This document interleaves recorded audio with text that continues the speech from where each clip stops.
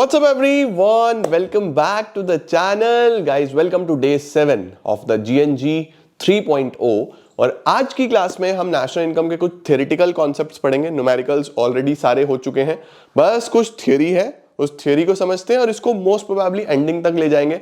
आज खत्म हो गया तो आज, अदरवाइज कल ये आखिरी क्लास लेगा। तो चलिए जल्दी से लेट्स बिगिन।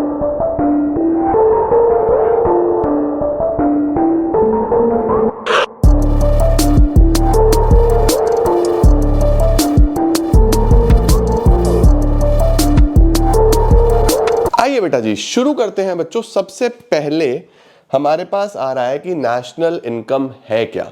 तो बोल रहा है it is considered as one of the most comprehensive measure of performance of an economy. एक इकोनॉमी कैसा परफॉर्म कर रहा है वो नेशनल इनकम देख के पता चल जाता है। प्रोडक्शन से इनकम होती है, इनकम से एक्सपेंडिचर होती है, जिससे फिर इनकम होता है, ये तो हमको पता है। इसीलिए 3 मेथड बताए गए हैं नेशनल इनकम कैलकुलेट करने के, वैल्यू एडेड, इनकम, एक्सपेंडिचर, जिसको तीनों के न्यूमेरिकल्स आप लगा चुके हो, है ना। आओ सर, वैल्यू एडेड मेथड क्या है बेटा? ये तब नेशनल इनकम वैल्यूएट करता है जब डिफरेंट फेजेस में प्रोडक्शन हो रहा होता है। जैसे मैंने आपको बताया था ना कि सबसे पहले फार्मर ने व्हीट का प्रोडक्शन करा, फार्मर से मिलर ने ले लिया, मिलर से बेकर ने ले लिया, तो बिस्किट जब बन के तैयार हुआ तो पहले वो व्हीट बना था, फिर व्हीट से आटा बना था या मैदा बना था, फिर आटा या मैदा से बिस्किट बना था। तो इस तरीके से पूरे प्रोसेसेस में जब हम नेशनल इनकम कैलकुलेट करते हैं तो वहां पे वैल्यू एडेड मेथड काम करता है।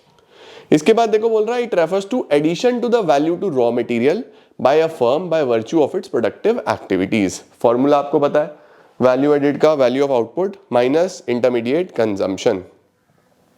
एग्जाम्पल बेटा ये बेकर वाला मैं आपको बता चुका हूं, इसका स्क्रीनशॉट ले लो, ये आपको बस रीड करना है, ठीक है, रीड ओनली है। इंटरमीडिएट कंजम्पशन किसको बोलते हैं? जो खर्चा होगा किस पे? Purchasing those goods and services which are meant for resale or for using up completely during the same year for further production। यानी कि वो सारे गुड्स पे खर्चा जो या तो हम रीसेल करने के लिए लेते हैं या फिर हम उससे फर्दर प्रोडक्शन करते हैं ड्यूरिंग द सेम ईयर, वही इंटरमीडिएट कंजम्पशन वाली बात, ठीक है। इसके बाद फाइनल कंजम्पशन क्या होता है? It refers to the expenditure on goods and services meant for final consumption and investment, है ना। जैसे फॉर एग्जांपल जो फाइनल बिस्किट तैयार होगा या ब्रेड तैयार होगा वो एक फाइनल कंजम्पशन एक्सपेंडिचर है, राइट। मतलब उसके बाद उसमें कोई वैल्यू एडिशन नहीं होगा। परफेक्ट सर, क्या बात है सर। वैल्यू ऑफ आउटपुट क्या होता है? The market value of all the goods and services produced. जितने भी गुड्स एंड सर्विसेज का प्रोडक्शन हुआ है उनका फाइनल मार्केट वैल्यू, उसको हम वैल्यू ऑफ आउटपुट बोल देते हैं। How to measure value of output? ये तो आपको पता ही है भाई, अगर सारा माल बिक गया तो बस सेल्स ले लो प्लस जो आप घर ले गए वो ले लो, और कुछ बचा रह गया तो sales low, change in stock low, यानी वही अनसोल्ड स्टॉक प्लस जो घर ले गए, वो 3 चीजें आ जाएंगी। बढ़िया हो गया सर। उसके बाद बेटा ये क्वेश्चन इंपॉर्टेंट है, यहां से आपके थोड़ा थ्योरी वाला पार्ट शुरू होता है। स्टेप्स बोल देता है, कई बार एग्जाम में कई बार आए हैं कि how to calculate national income using value added method, give the steps, या फिर right down the steps of calculating national income by using value added method. तो स्टेप्स में हम क्या लिखेंगे बच्चों? सबसे पहले identify and classify the production units. सबसे पहले आप आइडेंटिफाई करो और क्लासिफाई करो सारी की सारी प्रोडक्शन यूनिट्स, यानी जहां जहां से प्रोडक्शन हो रहा है। जैसे कल फर्म ए फर्म बी वाला क्वेश्चन देखा था ना, तो ऐसे ही सारी प्रोडक्शन यूनिट्स को आइडेंटिफाई करो। The first step is to identify and classify all the producing enterprises of an economy. उनको देखो प्राइमरी सेक्टर में कौन सी, सेकेंडरी में कौन सी, टर्शरी में कौन सी। एक बार ये हो गया, फिर सबका जीडीपी एट एमपी निकालो, estimate GDP at MP. GDP at MP कैसे निकलेगा? Value of output minus intermediate consumption, ये तो हमको पता है ना। उसके बाद बोल रहा है calculate domestic income. Sir domestic क्यों? जीडीपी एट एमपी से डायरेक्टली नेशनल इनकम पे एनएनपी एट एफसी पे जाते हैं। बेटा जा सकते हो, लेकिन स्टेप्स में ना एक प्रोसीजर है हर मेथड में। क्या प्रोसीजर है? कि पहले हमेशा डोमेस्टिक पे जाओगे फिर नेशनल पे जाओगे। तो इसके 4 स्टेप्स कौन कौन से हुए? सबसे पहले आप क्या करो? प्रोडक्शन यूनिट्स देखो, उसके बाद उनका जीडीपी निकालो, फिर जीडीपी से डोमेस्टिक पे जाओ। डोमेस्टिक क्या होता है? NDP at FC. अब जीडीपी एट एमपी से एनडीपी एट एफसी पे जाना आता है, राइट। तो जीडीपी एट एमपी से एनडीपी एट एफसी पे कैसे जाओगे? Minus dep minus NIT. उसके बाद फिर आपको बस इसमें एनएफआईए जोड़ना है और आप नेशनल इनकम पे पहुंच जाओगे। एस्टिमेट एनएफआईए और वो इसमें ऐड कर दो, आप पहुंच जाओगे नेशनल इनकम पे। तो जब स्टेप्स लिखने होंगे ना बच्चा, तो स्टेप्स ऐसे ही लिखने हैं। 4 स्टेप्स हैं, आपको याद रखने हैं। बढ़िया सर। देखो, जीवी ऑफ प्राइमरी सेक्टर, जीवी ऑफ सेकेंडरी सेक्टर, जीवी ऑफ टर्शरी सेक्टर, उससे जीडीपी एट एमपी आ गया, फिर डोमेस्टिक इनकम और फिर national income. Precautions very important, very very very important बच्चों। प्रिकॉशंस हमको ये बताते हैं कि क्या चीजें नेशनल इनकम में कंसिडर होंगी और क्या चीजें नेशनल इनकम में कंसिडर नहीं होंगी। ठीक है, तो ये ध्यान रखनी है, आपको लर्न करनी है। सबसे पहले इंटरमीडिएट गुड्स इंक्लूड नहीं होते, नॉट टू बी इंक्लूडेड। ध्यान रखना, इंटरमीडिएट इंक्लूड कर दोगे तो डबल काउंटिंग हो जाएगी ना, इसीलिए हम सिर्फ फाइनल गुड्स इंक्लूड करते हैं। तो अपने पास एक लिस्ट बना लो, इधर लिख लो नॉट इंक्लूडेड, इधर लिख लो इंक्लूडेड। नॉट इंक्लूडेड में लिखो इंटरमीडिएट, इंक्लूडेड में लिखो फाइनल। ठीक है, इसके बाद सेकंड हैंड गुड्स, इनकी cell purchase not included. Second hand goods की सेल परचेज इंक्लूड नहीं होगी। सर क्यों नहीं होगी? बेटा जब ये नए पहली बार बिके होंगे तो नेशनल इनकम में इंक्लूड हो चुके होंगे ना, दोबारा थोड़ी ना करने हैं, तो सेल या purchase of second hand goods include नहीं होते। ठीक है sir. Production of services for self consumption, ये इंपॉर्टेंट है। प्रोडक्शन ऑफ सर्विसेज, बेटा ये वो सर्विसेज जो आपने खुद कंज्यूम कर ली, जैसे सर्विसेज ऑफ हाउसवाइफ्स होती हैं, घर में कितना मेहनत करती हैं सब लोग, सर्विसेज ऑफ मदर्स होती हैं, कितनी एफर्ट करती हैं अपने बच्चों के लिए, तो ये सर्विसेज घर में ही प्रोड्यूस होती हैं और घर में ही कंज्यूम हो जाती हैं, ये कभी मार्केट में आती नहीं, तो इनका वैल्यू भी कभी नहीं लगता, तो ये नेशनल इनकम में इंक्लूड नहीं होती। लेकिन ध्यान रखना, production of goods for self consumption वो इंक्लूड हो जाते हैं, क्योंकि गुड्स की तो वैल्यू आप लगा सकते हो ना, right? Okay sir. Production of goods for self consumption will be included, ये इंक्लूड होगा। इसके बाद बेटा ओनर ऑक्यूपाइड हाउस, ये आपको ध्यान रखना है कि जो लोग अपने घरों में रहते हैं, जिनका अपने मकान है, ठीक है, जिनके अपने मकान है बेटा, वो सेम सर्विसेज एंजॉय करते हैं एज कंपेयर टू जो लोग रेंट पे मकान लेके रहते हैं। भाई जो रेंट पे मकान लेके रहते हैं वो हर महीने रेंट पे करते हैं, है ना। अब रेंट जो है वो तो हमने कंसीडर करा था, देखो profit rent and royalty, rent तो कंसीडर करा था। सिमिलरली जो अपने घरों में रह रहे हैं, तो क्या वो मुफ्त में रह रहे हैं, उनको कुछ नहीं पे करना क्या? अब हम बोलते हैं कि यहां पे हम एक एस्टिमेटेड रेंट, कि भाई जो अपने घरों में भी रह रहे हैं ना, तो हम देखेंगे कि उसके मुकाबले का अगर कोई और घर रेंट पे है तो कितना रेंट वहां से जनरेट होगा, वो एस्टिमेटेड वैल्यू भी हम नेशनल इनकम में कंसीडर करेंगे, ये ध्यान रखना। द इंप्यूटेड यानी estimated value of owner occupied houses should be included. Change in stock तो इंक्लूड होगा ही होगा, चेंज इन स्टॉक तो बच्चों फॉर्मूला में भी आती है। चेंज इन स्टॉक तो क्या है, गुड्स ही तो हैं जो बच गए। उसके बाद क्या है, sale and purchase of share bond debentures, ये नहीं आएंगे। Sale and purchase of shares bonds debentures ये इंक्लूड नहीं होंगे, ये इंक्लूड नहीं होते बेटा। क्यों नहीं होते?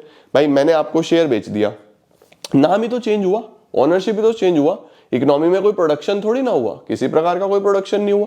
तो basically sale and purchase of share bond debentures ये इंक्लूड नहीं होता बेटा। तो ये सारे प्रिकॉशंस ध्यान रखने, सर ये एज इट इज लर्न भी करने पड़ेंगे। यस, कम से कम 4 प्रिकॉशंस याद करके चलना, एग्जाम में डायरेक्टली भी आ जाते हैं कि वैल्यू एडिड मेथड के 4 प्रिकॉशंस बताओ, तो ये सब आपको लिखने हैं। परफेक्ट सर, बढ़िया। अब आ गया डबल काउंटिंग। क्या होता है डबल काउंटिंग? मैंने आपको बताया था ना कि अगर आप इंटरमीडिएट गुड्स को ऐड कर लेते हो तो वो 2 बार काउंट हो गया, इंटरमीडिएट पे भी फिर फाइनल पे भी। इसको बोलते हैं double counting. It refers to counting an output more than once while passing through various stages of production.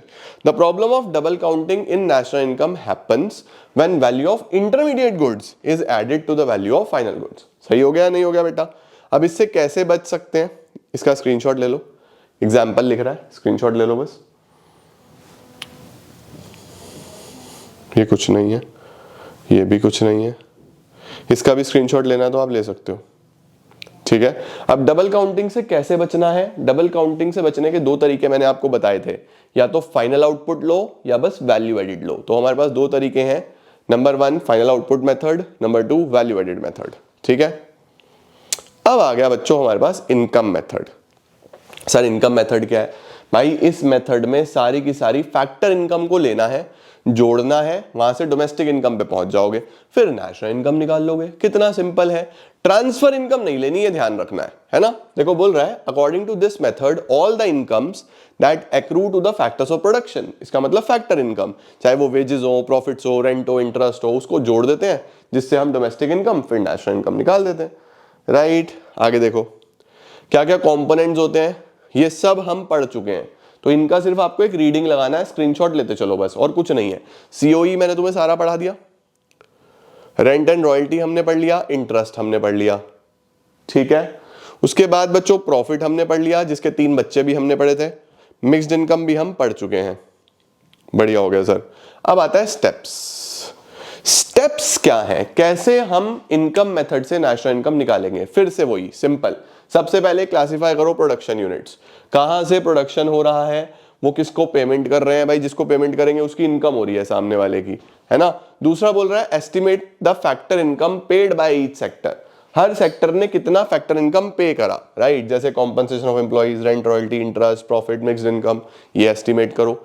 इन सबको जोड़ के कहां पे पहुंच जाओगे, डोमेस्टिक इनकम पे, एनडीपीएट एफसी पे, सबको जोड़ो तो एनडीपीएट एफसी पे पहुंच जाएंगे। इसमें एनएफआईए जोड़ो तो नेशनल इनकम पे पहुंच जाएंगे। 4 पॉइंट इसमें लिखने हैं, सेम जैसे वैल्यू एडेड में थे 4 पॉइंट। इजी, बहुत आसान है बच्चों। अब तो हम बस समराइज कर रहे हैं, जो जो हमने चैप्टर में पढ़ा है उसको समरी बना के लिख रहा है तो कुछ भी नहीं। Perfect sir. लो जी, इनकम मेथड का चार्ट देख लो। इनकम मेथड में यहां प्लस लगेगा, compensation of employees plus rent and royalty, interest, profit, mixed income, उससे एनडीपीएट एफसी, एनएफआईए जोड़ो, एनएनपीएट एफसी। बढ़िया सर। प्रिकॉशंस आ गया, फिर से इंपॉर्टेंट प्रिकॉशंस बच्चों, फिर से इंपॉर्टेंट है, ये ध्यान रखने हैं। सबसे पहला एक्सक्लूड कर देना ट्रांसफर इनकम, यानी transfer income national income calculate करते हुए काउंट नहीं होंगी। दूसरा, exclude income from sale of second hand goods, income from sale of second hand goods भी कंसिडर नहीं होगा। ये सेम है ना भाई, सेकंड हैंड गुड्स की इनकम दोबारा काउंट हो जाएगी ना अगर तुमने ले लिया, ये भी कंसिडर नहीं करेंगे।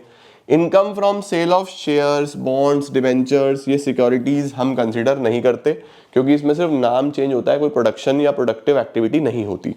इसके बाद विंडफॉल गेन, विंडफॉल गेन होते हैं बेटा जो अचानक से आपको फायदा हो जाता है, कोई लॉटरी आ गई, कोई हॉर्स रेस पे आप पैसा जीत गए, कोई ड्रीम 11 पे टीम बना ली वहां जीत गए, इस तरीके की चीजें।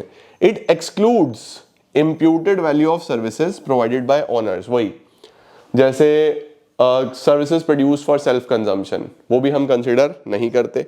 Excludes payment out of past savings, बेटा अगर कोई payment out of past saving हुई है तो वो भी हम कंसिडर नहीं करते, जैसे डेथ ड्यूटी वगैरह होती है, वो पास्ट सेविंग में से पे हुई होती है। अब पास्ट सेविंग तो पिछली सेविंग तो चली गई ना बेटा, उसको अभी की नेशनल इनकम में क्यों इंक्लूड करना है, तो वो भी नहीं करना।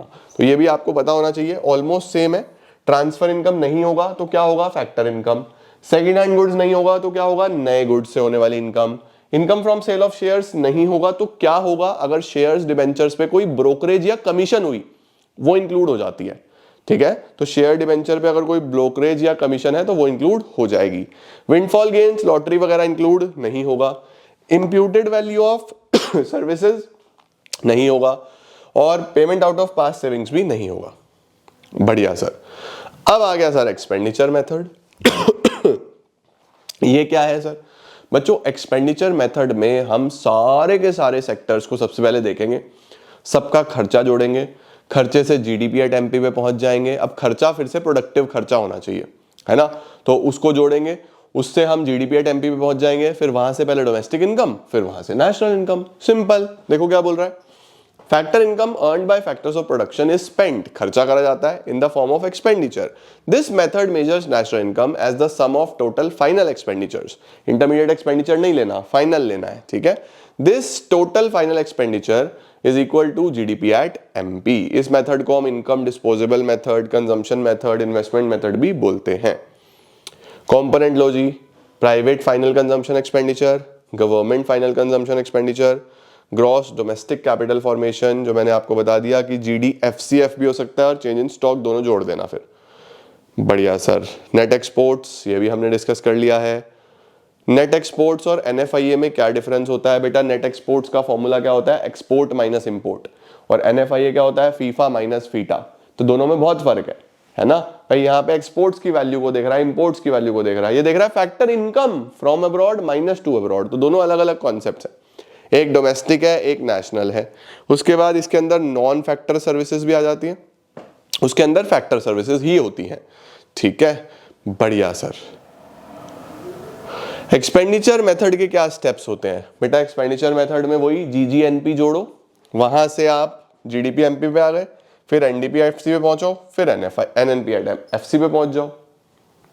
Perfect same. प्रिकॉशंस, ये है देखो इंपॉर्टेंट चीज, ये क्या है सर, ये है बच्चों प्रिकॉशंस। प्रिकॉशंस पे क्या बोल रहा है, सबसे पहले बोल रहा है एक्सपेंडिचर ऑन इंटरमीडिएट गुड्स नहीं लोगे ना, फाइनल गुड्स लेने हैं, इंटरमीडिएट गुड्स नहीं लेने। ट्रांसफर पेमेंट्स नहीं लेंगे, कौन सी पेमेंट लोगे, फैक्टर पेमेंट, ठीक है। Purchase of second hand goods नहीं लेंगे, कौन से गुड्स लोगे, न्यू गुड्स लोगे बेटा। Purchase of financial assets, share debenture वगैरह नहीं कंसीडर करोगे, इन पे अगर कोई ब्रोकरेज कमीशन इस तरीके का कुछ दिया है तो वो कंसीडर करेंगे। एक्सपेंडिचर ऑन अकाउंट प्रोडक्शन, जो अपने लिए प्रोडक्शन करा वो इंक्लूड करेंगे। इसी तरीके से imputed value of owner occupied house include करेंगे। Free services from government and private non private institution serving household will be included in national income. ठीक हो गया बेटा। अब देखो बोल रहा है जो सरकार की तरफ से फ्री सर्विसेज मिली, लेकिन गवर्नमेंट का तो खर्चा हुआ ना, वो तो गवर्नमेंट का कंजम्पशन एक्सपेंडिचर है, तो हम उसको इंक्लूड करेंगे। आपके लिए फ्री हो सकता है, सरकार के लिए तो खर्चा है, वो इंक्लूड करेंगे। ठीक है, लो जी, तीनों मेथड का रिकॉन्सिलेशन की स्पेलिंग देखना लायक में क्या लिखी है। हाँ, तीनों मेथड का रिकॉन्सिलेशन बच्चों हमारा डन है। इसके बाद बेटा हमारे पास आ जाता है national income at current prices, national income at constant prices. ये भी मैंने आपको कल पढ़ा दिया था। करंट प्राइजेस क्या होता है, जिसमें हम करंट ईयर पे कैलकुलेट करते हैं, नेशनल इनकम जब हम करंट ईयर पे कैलकुलेट करते हैं। और कांस्टेंट क्या होता है, जिसमें हम मेजर करते हैं बेस ईयर पे। इसका दूसरा नाम नॉमिनल नेशनल इनकम, इसका दूसरा नाम रियल नेशनल इनकम। सर इसको रियल क्यों बोलते हैं, इसको रियल इसलिए बोलते हैं बच्चों क्योंकि रियल ग्रोथ तो इसी से दिखती थी। इसमें तो प्राइस की वजह से भी ग्रोथ हो सकती थी, क्योंकि यहां हम क्या करते थे, आज की क्वांटिटी आज का प्राइस, यहां हम बोलते थे आज की क्वांटिटी प्राइस बेस ईयर का, है ना, प्राइस बेस ईयर का। तो सबसे बड़ी जीत यही थी यहाँ पे कि प्राइस में तो हम चेंज देखते ही नहीं थे, सिर्फ क्वांटिटी में चेंज देखते थे। तो असली ग्रोथ ये दिखाता है, इसीलिए इसको रियल नेशनल इनकम बोलते हैं।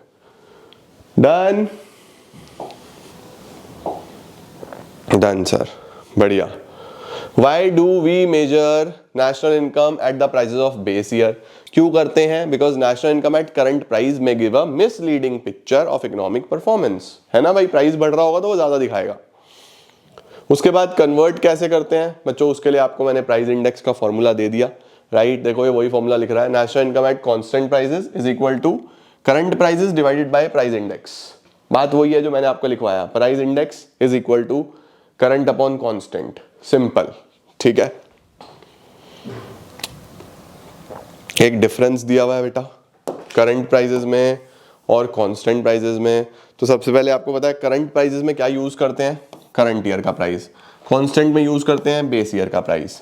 ये अच्छा टूल नहीं है क्योंकि इसमें इन्फ्लेशन हो सकता है, ये अच्छा टूल है, it is a better tool. इसके अंदर दोनों चीजें चेंज होती हैं, प्राइस भी और क्वांटिटी भी। इसमें सिर्फ क्या चेंज होता है, क्वांटिटी, प्राइस तो कांस्टेंट ले लिया बेस ईयर वाला। उसके बाद ये सूटेबल टूल नहीं है, ये सूटेबल टूल है क्योंकि इसमें एक्चुअल ग्रोथ दिखाई देती है ना। इसमें P1 Q1 चलता है, इसमें P0 Q1 चलता है। इसको नॉमिनल बोलते हैं, इसको रियल बोलते हैं। सर वही चीज बार बार लिख देता है, और क्या, तुम सब पढ़ चुके हो, आज तो बस मैं रीड करके दिखा रहा हूं, है ना, सब वही है। बढ़िया सर। नॉमिनल जीडीपी किसको बोलेंगे, जब जीडीपी करंट प्राइस पे निकाला जाएगा। रियल किसको बोलेंगे, जब जीडीपी बेस प्राइस पे निकाला जाएगा। क्या बात है सर, कौन सा जीडीपी बेटर होगा जरा बताओ। Sir of course real better होगा ना, क्योंकि वही असली ग्रोथ दिखाएगा। देखो क्या बोल रहा है, real GDP is better as compare to nominal because of the following reasons. Real GDP helps in determining the effect of increase production. रियल जीडीपी से ही प्रोडक्शन बढ़ता हुआ दिखता है ना। जबकि जो हमारा नॉमिनल होता है उसमें प्राइस की वजह से भी बढ़ता हुआ दिख सकता है। On the other hand nominal can increase in physical output as it is affected by change in prices also. ठीक है, रियल जीडीपी एक बेटर मेजर है और रियल जीडीपी से इंटरनेशनल कंपैरिजन भी आप कर सकते हो। परफेक्ट सर, कैसे निकलेगा ये भी मैंने आपको फॉर्मूला बता दिया है, वही price index is equal to nominal upon real into 100। उसको आप कैसे भी घुमा लो, जीडीपी डिफ्लेटर या फिर price index, it is nominal upon real into 100। ठीक है, ये गलत फॉर्मूला लिखा हुआ है। GDP deflator is equal to nominal upon real into 100, ठीक है, बल्कि इसे ऐसे लिखो, नॉमिनल अपॉन रियल इंटू 100, ये है जीडीपी डिफ्लेटर और प्राइस इंडेक्स। बढ़िया सर, बहुत बढ़िया। लो जी, ये बचा बच्चों हमारा आखिरी टॉपिक, जीडीपी एंड वेलफेयर। इसको मैं कराऊंगा आपको कल मनी और बैंकिंग के साथ साथ में, ठीक है। तो कल हमारा ये मनी एंड बैंकिंग भी होगा और उसके साथ साथ ये एक छोटा सा टॉपिक 10 पेज का है, ये 42 पे पहुंच गए, 50 पेज पे हमें जाना है, ये हम कल करेंगे। ये मैं इसलिए आज नहीं करा रहा क्योंकि आई वांट कि आप एक बार तीनों मेथड की थ्योरी, तीनों मेथड के न्यूमेरिकल, सारी चीजें क्लोज कर लो। ये टॉपिक थोड़ा डिफरेंट है, ठीक है, इसका पिछले टॉपिक से कोई लेना देना नहीं है। तो आप अच्छे से एक बार यहां तक सब कर लो। नेशनल इनकम मेरे एंड से खत्म है, ये टॉपिक बचा है मनी बैंकिंग के साथ कल ही करा दूंगा। तो कल हम मनी भी करेंगे, कल हम बैंकिंग भी करेंगे और ये भी खत्म करेंगे। तो कल आपके 6 पर्टिकुलर चैप्टर्स खत्म हो जाएंगे बच्चों मैक्रो के अंदर, ठीक है। तो ऑल द वेरी बेस्ट, खूब अच्छे से पढ़ाई करो, खूब अच्छे से फोड़ना है, मेहनत करनी है और बढ़िया नंबर लेके आने हैं, ठीक है। अभी के लिए इतना ही। Keep growing, keep glowing and keep smiling.